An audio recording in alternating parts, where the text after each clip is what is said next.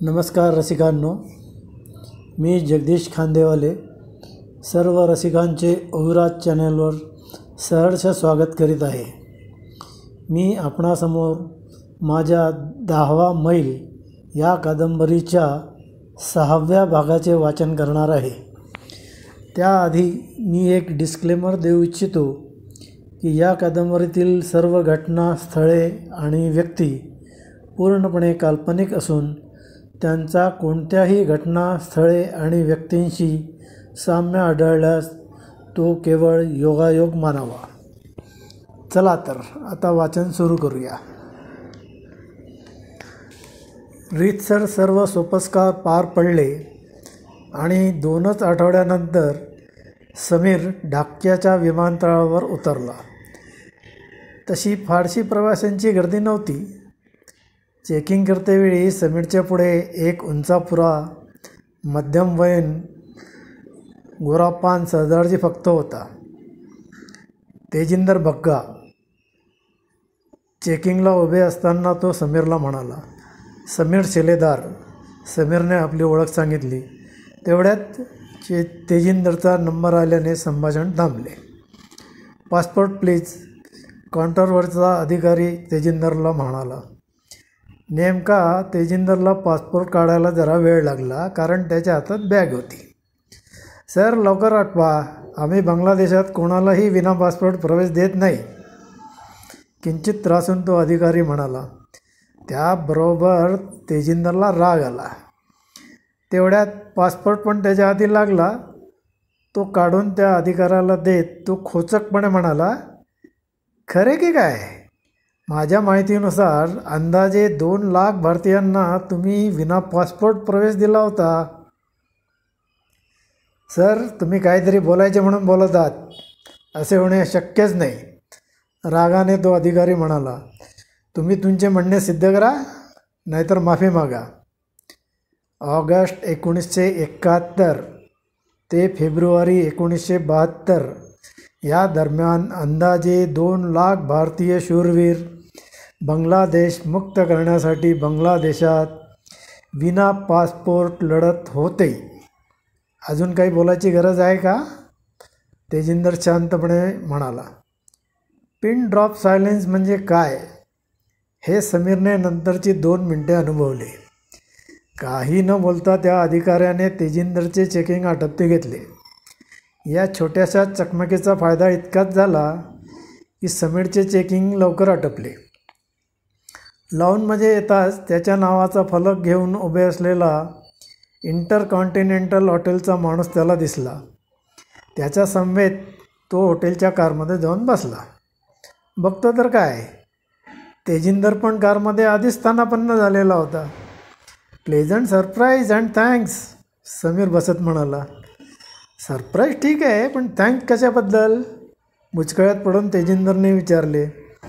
अरे तू त्या अधिकाऱ्याला चांगले ठणकावले, त्यामुळे माझे चेकिंग लवकर झाले म्हणून थँक्स। असं होय, मग ठीक आहे। तू इथे काय काम काढले? त्यावर समीरने त्याला आपल्या कामाचे स्वरूप थोडक्यात सांगितले। सर्व ऐकल्यावर तेजिंदरची प्रतिक्रिया म्हणजे डोक्याला ताप एवढीच होती। समीरच्या तू काय करतो या प्रश्नावर तो एवढेच म्हणाला की मी भारतीय दूतावासात डेस्क ऑफिसर आहे। म्हणजे कामाचे काय स्वरूप आहे या समीरच्या प्रश्नावर कमी तेथे आम्ही, एवढेच तेजिंदरने सांगितले आणि आपला नंबर देत त्याला म्हणाला, या नंबरवर कधीही फोन कर, बंदा हजीर आहे। ठीक आहे असे समीर म्हणेपर्यंत हॉटेल आले। दोघांच्याही रूम्स वेगळ्या वेगळ्या मजल्यावर असल्याने डिनरला भेटू असे ठरवून दोघेही आपापल्या खोलीत गेले। रात्री ठरल्याप्रमाणे दोघांनीही एकत्र जेवण केले। तेजिंदर बोलका असल्याने दोघांचीही गट्टी लवकर जमली। दुसऱ्या दिवशी सकाळी 8 वाजता फोन वाजला। समीरने अर्धवट झोपेतच फोन उचलला। गुड मॉर्निंग सर, हॉटेलची रिसेप्शनिस्ट फोनवर होती।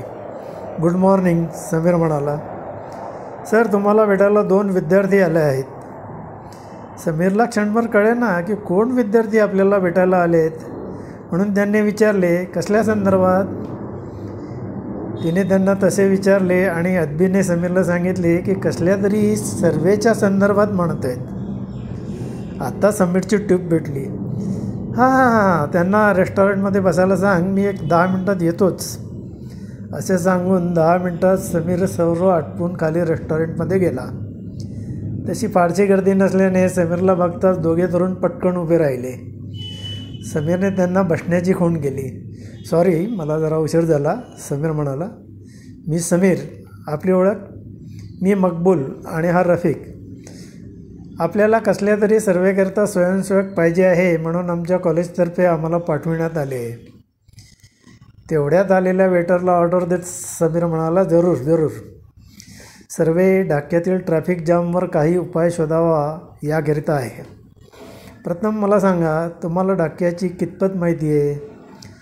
आमचा जन्म इथलाच आहे. तुम्हा दोघांना 10वा मैल कुठे आहे हे माहिती आहे का? समीरने विचारले. नाही, दोघेही एकदम म्हणाले. ठीक आहे, सर्वे करताना जर या भागातले कोणी भेटले तर माहिती काढा. काही विशेष? एका मित्राची फॅमिली तिथे राहते एवढेच कळले आहे, जमले तर भेटून येईन. ठीक आहे. बरं, अजून म्हणजे सर्वे करण्याचा काही अनुभव? दोघांचे चेहरे जरा पडले. रफिक हळूच म्हणाला, कसलाही नाही. त्यावर समीर आनंदाने म्हणाला, अरे वा वा, हे तर फारच छान झालं. मला अशीच माणसं पाहिजे होती. त्यावर त्यांचे गोंधळलेले चेहरे बघून त्याने घाईने पुस्ती जोडली, म्हणजे तुमच्या मनात पूर्वग्रह नसणार, त्यामुळे काम लवकर होईल. आता मला हे सांगा, ढाक्यातील जास्त ट्रॅफिक जाम होणारे भाग कोणते? मोतीझील, गुलिस्तान, पलटण, शहाबाग, कवरान बाजार, मोहखाली? पुरे समीर हसून म्हणाला. आणि साधारणपणे सकाळी 8 ते 1 आणि संध्याकाळी 4 ते 8 या दरम्यान ट्रॅफिक जाम होतो, बरोबर? आता चकित व्हायची पाळी त्या दोघांची होती. तुम्हाला कसे माहिती? सगळीकडे याच वेळात जाम असतो, त्यात विशेष काही नाही. तेवढ्यात वेटर ऑर्डर घेऊन आला. खाणे सुरू होईपर्यंत समीर काही बोलला नाही.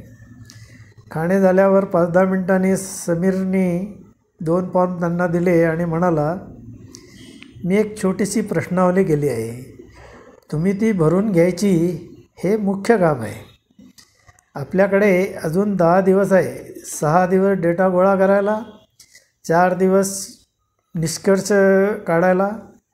तुमची तयारी आहे काय करायला? काही सूचना असतील तर जरूर सांगा. काही शंका असतील त्या पण विचारा. एवढ्या गर्दीत लोक हा फॉर्म कसा भरतील? फॉर्म अगदी साधा आहे, फक्त बरोबर किंवा चूक एवढ्याच खुणा करायच्या आहेत. त्यांना फॉर्म परत देत म्हणाला, हा फॉर्म नीट वाचा आणि तुमच्या पण काही सूचना असल्यास जरूर सांगा. दोघांनीही फॉर्म नीट वाचायला सुरुवात केली. फक्त 10 साधे प्रश्न होते. नाव, व्यवसाय, भाग, वाहन, वेळ एवढेच लिहायचे होते. बाकी सर्व खुणा करायच्या होत्या. नीट वाचल्यावर रफिक म्हणाला, बस एवढंच? याने काय होणार? जामवरचे उपाय तर यात विचारलेच नाही. समीरला त्याच्या निरीक्षणाचे कौतुक वाटले. तो शांतपणे उत्तरला, आपल्याला कारणे शोधायची आहे, उपाय नाही. उपाय करणारे एक्सपर्ट या कारणांचा उपयोग करतील न करतील तो त्यांचा प्रश्न आहे. तज्ज्ञांना त्यांचे काम करू द्यावे या मताचा मी आहे. बहुधा असला विचार त्यांनी प्रथमच ऐकला असावा, कारण ते यावर काही बोलले नाहीत. फक्त एवढेच म्हणाले की सुरुवात कधी करायची? उद्या सकाळपासून. आज पेपरवर्क पूर्ण करू. आणखीन माझ्या काही सूचना आहेत. कोणत्या? तुम्ही समजता तेवढे हे काम सोपे नाही. लोक जाममध्ये अडकल्याने आधीच वैतागलेले असतात, त्यामुळे तुम्हाला ते सहकार्य करतीलच असे समजू नका. काही जण चिडतील, त्रागा करतील, तुम्ही कोण विचारणारे असे म्हणतील, याचा काय उपयोग हेही ऐकवतील. तेव्हा डोके शांत ठेवायचे. आपण प्रत्युत्तर द्यायचे नाही. कोणी सहकार्य करत नसेल तर त्याचा नाश सोडून द्या, दुसऱ्याला विचारा. कळले? मकबूल आणि रफिक दोघेही त्याच्याकडे जरा चकित होऊन बघत राहिले. तसे पाहिले तर समीर त्यांच्यापेक्षा वयाने काही फारसा मोठा नव्हता आणि दिसत पण पोटसौदाच होता. त्यामुळे हा काय आपल्याला नवीन शिकवणार असे त्यांना आधी वाटले होते. त्यामुळे सुरुवातीला त्यांनी समीरला फारसे गांभीर्याने घेतले नव्हते. पण बोलताना, सूचना देताना जसजसा समीरच्या अभ्यासवृत्तीचा एक एक पैलू त्यांच्यासमोर उलगडू लागला तसे ते भारावून जात होते. आपोआपच त्यांच्यात गुरुशिष्यांचे नाते प्रस्थापित होत होते. अजून थोड्या सूचना देण्यात आल्यावर समीरने त्यांना प्रत्यक्ष डेमो करून दाखविला आणि त्यांच्याकडून पण करवून घेतला. त्यांची ग्रहणक्षमता चांगली असल्याने त्यांनी लवकरच पद्धत आत्मसात केली. हा सर्व व्याप उरकेपर्यंत दुपारचे 4 वाजले होते. दुसऱ्या दिवशी 8 वाजता भेटण्याचे सांगून समीरने त्यांना सुट्टी दिली. रात्री जेवणाच्या वेळी परत तेजिंदर भेटला. त्याच दिवशी तो दूतावासात राहायला जाणार होता. परत भेटण्याचा वादा करून त्याने निरोप घेतला. अर्थातच तो सेमिनारला येणारच होता. बांगलादेशचे भारतातील राजदूत तारिक हसन हे पण येणार होते. येथे हा भाग संपला आहे. आपल्याला हा भाग कसा वाटला हे कॉमेंट करून जरूर कळवा.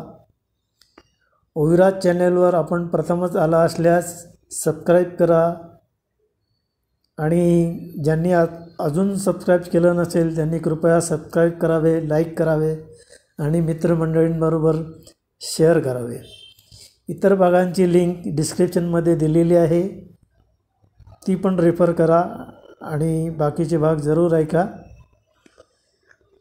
लवकरच पुढील भाग सादर करेन.